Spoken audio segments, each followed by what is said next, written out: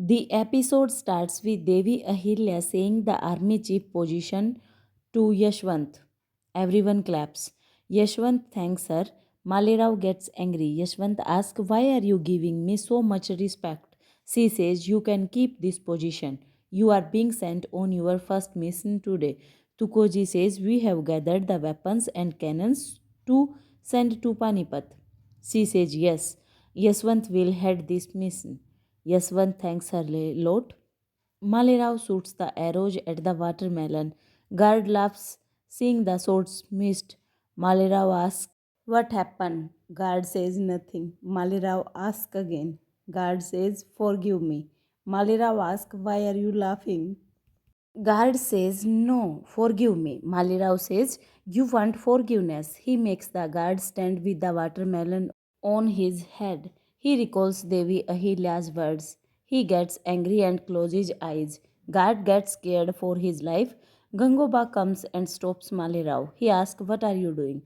Gangoba calls the guard. He says, "Anger is not good for you." Malirao asks, "How shall I calm down?" Devi Ahilya does not let me do as I want. She is respecting that villager. He says, "Make a place for yourself so that Malhar Sarkar thinks of you as the heir. I want you to become Malwa's next king. Entire Malwa want a male ruler. You got this by fate. Do something and get your rights." Malirao says, "You give Gyan like my teacher. I never listen my teacher. What will I listen to you? What is mine? I will snatch it." He goes. Gangoba looks on. Devi Ahilya makes the plan and explains it to Tukoji and Yashwant. Yashwant makes some suggestions. He says, "I would like to make my own army. I will go and get the soldiers." He goes. Tukoji says, "I was wrong. Yashwant has qualities to become a complete warrior." She smiles. Mukta asks Gotmarani Sahib to explain Devi Ahilya. Gotmarani Sahib consoles her. She says, "We would not let anything happen against your wish." Malerao says, "It will happen what mum wants." She is adamant. She likes to play with her children's emotions. Harkubai says, "Enough. She loves you a lot." Mukta argues. She asks Gotmarani Sahib to do something. Malerao says, "Just Gotmarani Sahib can stop Devi Ahilya. Cannot she do this for Mukta?" Gotmarani Sahib says, "I can do. I have to meet that guy right away." He says, "Fine, meet him and end this problem. I will go and get him." Gotmarani Sahib hugs Mukta. Malerao leaves. Malerao stops Yashwant and says, "Gotmarani Sahib is calling you." Yashwant asks why. Malerao asks him to think.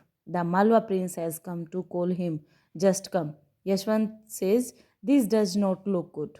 Malerao asks him to come on walk. Yashwant says, "Understood." He taunts Malerao. Malerao scolds him. Malerao and Yashwant come to meet Gotmarani Sahib. She asks him to sit. He says, "No, sorry, I cannot sit. It will be your insult." She says, "Right, you have thought right." She also looks down at him. She says, "I heard tales of your bravery from Devi Ahilya.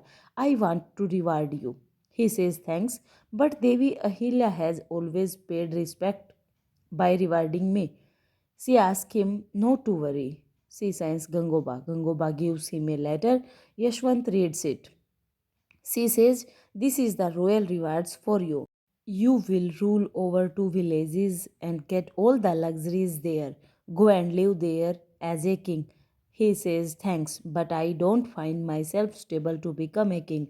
She says, "I am giving you this gift because you have helped Devi Ahilya." He says, "It was my duty and duty has no price." Gotmarani Sahib says, "Don't forget that you did that for my soldiers. You are not doing any favor on us." Devi Ahilya looks on.